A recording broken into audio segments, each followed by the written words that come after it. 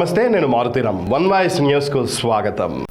సిద్దిపేట జిల్లా గజ్వేల్ పట్టణంలోని అంబేద్కర్ కూడలి వద్ద RRR భూ నిర్వాసితుల ఐక్యవేదిక ఆధ్వర్యంలో పెద్ద ఎత్తున ధర్నా నిర్వహించారు.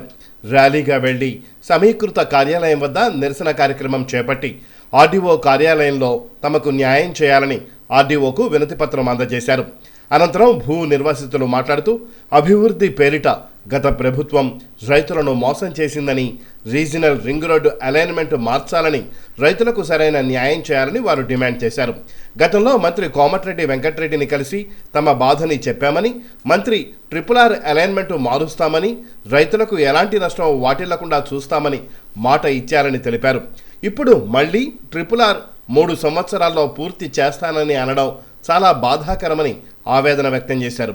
ఇప్పటికీ తమ భూములు కొండపోచమ్మ సాగర్ కాలువల కోసం, రైల్వే లైన్ల కోసం ఇచ్చామని, ఉన్న కొద్దిపాటి భూమిని RRR కోసం లాక్కుంటే తమ పిల్లల భవిష్యత్తు ఏంటని వారు ప్రశ్నించారు.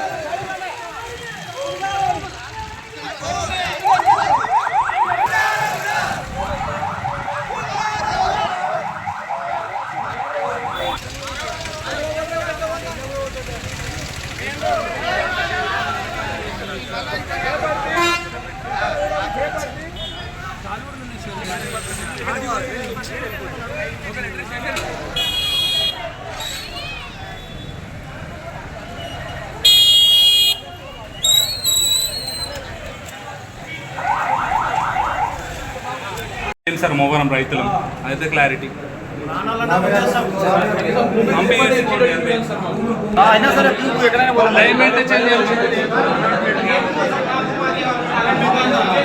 చేసినటువంటి అరాచకాలకు ఈరోజు రైతులందరూ గజ్వేల్ నియోజకవర్గంలో బలవుతున్నారు. గతంలో అభివృద్ధి పేరిట గజ్వేల్ నియోజకవర్గాన్ని కేసీఆర్ సర్వనాశనం చేయడం జరిగింది. ఎందుకంటే కొండపోచమ్మ ప్రాజెక్టు మీద అనేక రకాల అనేక గ్రామాలను రోడ్డున పడేసిండు. మల్లన సాగరు ప్రాజెక్టు మీద వందల గ్రామాలను రోడ్డున పడేసిండు. ఈరోజు కాలువల పేరిట, తర్వాత కెనాల పేరిట, సొరంగాల పేరిట, అభివృద్ధి పేరిట రైతుల భూములన్నీ లాక్కోవడం జరిగింది. ఈరోజు మళ్ళీ అదేవిధంగా ఆయన సొంత స్వలాభం కోసం ఆయన ఫామ్ హౌస్ పక్క నుంచి రోడ్డు కావాలని చెప్పేసి త్రిబుల్ అనే ఒక రోడ్డును తీసుకొచ్చి ఎక్కడి నుంచో వెళ్ళాల్సిన రోడ్డును తన ఫామ్ హౌస్కి 1 కిలోమీటర్ దూరం నుంచి పంపించుకోవడానికి ప్రయత్నం చేసిండు. కాబట్టి గత ప్రభుత్వం చేసినటువంటి అన్యాయానికి రైతులందరూ గజ్వేల్ నియోజకవర్గం రైతులందరూ బలవుతున్నారు. కాబట్టి ప్రస్తుతం ఉన్నటువంటి కాంగ్రెస్ ప్రభుత్వం దీన్ని దృష్టిలో పెట్టుకొని రైతుల పక్షాన ఆలోచన చేసి ఇక్కడ ఉన్నటువంటి కేసీఆర్ సొంతం కోసం, కేశవాన్ సార్థం కోసం తీసుకున్నటువంటి రోడ్డును అలైన్మెంట్ను మార్చాలని చెప్పేసి గజ్వేల్ నియోజకవర్గం రైతు బాధితుల మందరం ముక్తఖండంతో ఖండించి ఈరోజు ఆర్డీఓ గారికి వినతి పత్రం ఇస్తున్నాం. అదేవిధంగా మా బాధను గత ప్రభుత్వం కేసీఆర్ ప్రభుత్వం పట్టించుకోలేదు కాబట్టి అంబేద్కర్ గారికి కూడా ఈరోజు వినతి పత్రం ఇచ్చినాం. అదేవిధంగా ఈ రోజున్న కాంగ్రెస్ ప్రభుత్వానికి కూడా మేము మా రైతుల గోడును విన్నవించుకుంటున్నామని చెప్పేసి ఈ సభాముఖంగా తెలియజేసుకుంటున్నాం. కేసీఆర్ దత్త వేసుకున్న గ్రామం కేసీఆర్ దత్త వేసుకొని మనం ఇంత పరిచయం చేసిండు, అంతా ఆగమనం చేసిండు. ఇంకోటి నాకున్నది 30 గుంటలు, నాకు 2 పిల్లలు. కేసీఆర్ గారికి 15 సార్లు పోయినా ఒక్కసారి కూడా ఇంత అపార్ట్మెంట్ నేను నా భార్య ఇంతవరకు మాకు ఏ రెస్పాన్స్ ఇవ్వలేదు. బయటకి నువ్వు చేసినామని 15 సార్లు పోయినా నేను నా భార్య మాకు కూడా ఇలా వేసుకుందామని. ఇప్పుడేమో అందరినీ రమ్మని చెప్తున్నాం, అందరితో చిన్న చిన్న పోరాటం మేము మా ఉన్న భూమి పోతే మేము ఎట్లా బతకాలి? అది 30 గుంటలు అన్నట్టు ఎకరానికి వచ్చి 1,60,00,000 ఉన్నది. మేము ఉన్న భూమి పోతే మేము ఎట్లా బతకాలి? రైతులు మేము వ్యవసాయం చేసాం తప్ప ఇంకా మాకు వేరే పనులు రావు. మాకు రైతుకు సంబంధించిన పని కాబట్టి మాకు రైతు భూమి నుంచి తీసుకుని తప్ప దాన్ని అమ్ముకొని బతకాలని మాకు ఉద్దేశం లేదు. మా ఇక్కడ డ్రిప్ ఇప్పించిండు, ఆ డ్రిప్పులకు అటు వచ్చి డ్రిప్ కూడా ఇప్పించిండు. అవి నాశనం అవుతుంది.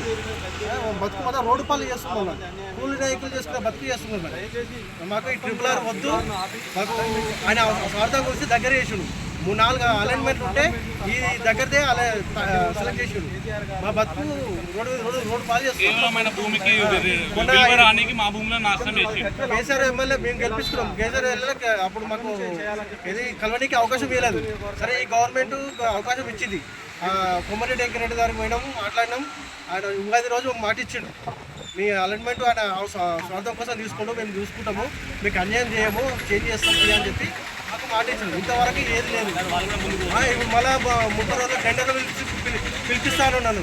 మాకు అదే అధ్యాయుతుంది. మాకు ఉన్నది ఆ భూమి పోయిందంటే మా పానాలు తీసుకున్నా భూమి తీసుకోపోయి ట్రిపుల్ ఆర్ బాధితులం. మా ల్యాండ్స్ మొత్తం కేసీఆర్ వచ్చేసి మాకు ట్రిపుల్ ఆర్ తీసుకుంటుంది. ఎట్లా ఫస్ట్ కొండపోచమ్మ అని పెట్టిండు మాకు, ఫస్ట్ సెకండ్ కాలువలు, థర్డ్ ట్రిపుల్ ఆర్ అలైన్మెంట్ ఎక్కడి నుంచో రావాల్సింది. ఆయన కేసీఆర్ ఫామ్ హౌస్ కేవలం ఆయన స్వార్థం కోసం ఫామ్ హౌస్ దగ్గర ఉంది, 1 కిలోమీటర్ ఉందని చెప్పేసి కేసీఆర్ ఆయన స్వార్థం కోసం ట్రిపుల్ ఆర్ తీసింది. ఎట్లా మా భూములన్నీ పోకుండా ట్రిపుల్ ఆర్ పోతుంది.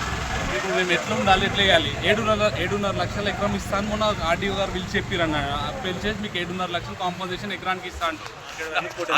అదే కేసీఆర్ అసెంబ్లీలో కానీ ఎక్కడ ఇప్పుడు తెలంగాణ మేము తెచ్చినాక నుంచి 50 లక్షల నుంచి ₹1 ఎకరం బయట పోతుంది అన్నది. మీ ప్రభుత్వం మీరున్నప్పుడే 7.5 లక్షలు ఎట్లా ఇస్తారని మేము ప్రశ్నిస్తున్నాం. ఇంకోటి ఎక్కడో రావాల్సిన ట్రిపుల్ ఇక్కడికి ఎందుకు? ఆల్రెడీ నేషనల్ హైవే ఉంది, ఇక్కడ భువనగిరి హైవే ఉంది, 161 హైవే ఉంది. ఆ నుంచి 1 కిలోమీటర్ల ట్రిపుల్ తీయడం అవసరమైంది నీకు? కేవలం నీ ఫామ్ హౌస్ కోసం ఇంతమంది రైతుల్ని నష్టం చేయడం ఎందుకు నీకు? ఇవన్నీ ఎట్లా అని చెప్పేసి ఈ ప్రభుత్వం దగ్గర కూడా కొమ్మరెడ్డి వెంకరెడ్డి అన్నగారి దగ్గరికి వెళ్ళేసేసి మేము ఇట్లా మాకు చెప్పేసాం. ఆల్మోస్ట్ వాళ్ళు చిన్న ఎకరం ఉన్న రైతులు మొత్తం భూమి కోల్పోతున్నారు. అందరికి పోయి చెప్పినాం ఇట్లా ఉగాది రోజు వెళ్ళే చెప్పి ఖచ్చితంగా మీ దృష్టిలో పెట్టుకుంటాం, చేంజ్ చేస్తాం చూస్తాం. మాకు కూడా తెలిసింది కేసీఆర్ అనే స్వార్థం కోసం ఆయన పక్క నుంచి వేసుకున్నాడు, దానికోసమే ఖచ్చితంగా చేద్దామని. దాని గురించి మళ్ళీ ఒకసారి ఆర్డీఓ గారు ఏం చెప్పారంటే మాకు ఆ రోజు వచ్చినాం, ఒకరోజు మీటింగ్ పెడితే వచ్చేసి అంటున్నామన్నమాట. ఇట్లా మాకు పోతున్నాం, మాకు వద్దు ఈ ట్రిపుల్ ఆర్ అంటే మళ్ళీ మీటింగ్ పెడతాం. మళ్ళీ అందరు ఒక్క డిపార్ట్మెంట్ వాళ్ళకి అవగాహన లేదు, ఏం లేదు, మళ్ళీ పెడతామా. ఇంతవరకు ఆల్మోస్ట్ 3 మంత్స్ అయితే ఇంతవరకు కనీసం ఒక ఇంటిమేషన్ లేదు, ఇంతవరకు లేదు. అందుకని ఈరోజు వచ్చినాం. ఖచ్చితంగా మమ్మల్ని సంపాదన తీసుకున్నాం. భూములు అయితే మేము అసలు ఇచ్చే ప్రసక్తే లేదు. అందరు అర్ధ ఎకరం ఉన్న జాగాలు పోతున్నారు. ఎట్లా బతారు వాళ్ళు? 7.5 లక్షలతో ఒక గుంట భూమి రాదు.